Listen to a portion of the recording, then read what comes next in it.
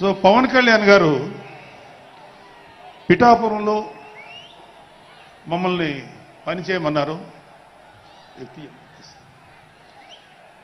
అంటే నన్ను, మా ఫ్రెండ్ అజయ్ గారిని, అలాగే మర్రెడ్డి గారిని, రత్నం గారిని, శంకర్ గౌడు, మహేంద్ర, పంచకర్ల సందీప్, ఇలా మాకందరికీ పిఠాపురంలో పనిచేసే అవకాశం ఇచ్చారు. మేము పని మొదలెట్టిన తర్వాత మాకు అర్థమైంది ఏంటంటే,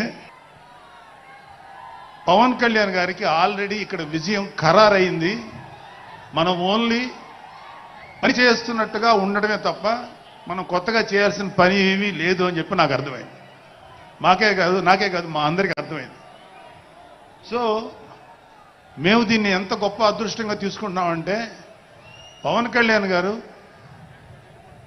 మీరు పని చేసేటువంటి మేము ఇక్కడ ఏదో పని చేసాం అనే తృప్తి మాకు ఇవ్వటం కోసం ఆయన ఈ మమ్మల్ని అపాయింట్ చేశారు తప్ప ఆయన గెలుస్తారన్నది, ఆయన అఖండ విజయం సాధిస్తారని ఆయనకు ముందే తెలుసు. కానీ ఆ సాటిస్ఫాక్షన్ మాకు ఇవ్వడం కోసం మాకు ఈ అవకాశం ఇచ్చారు.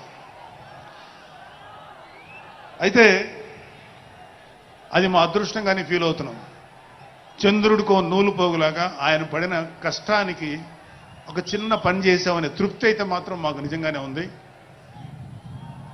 అయితే ఇక్కడ పిఠాపురంలో పవన్ కళ్యాణ్ గారు అఖండ విజయం సాధించడానికి 2 ఫ్యాక్టర్స్, 2 ఇంపార్టెంట్ ఫ్యాక్టర్స్.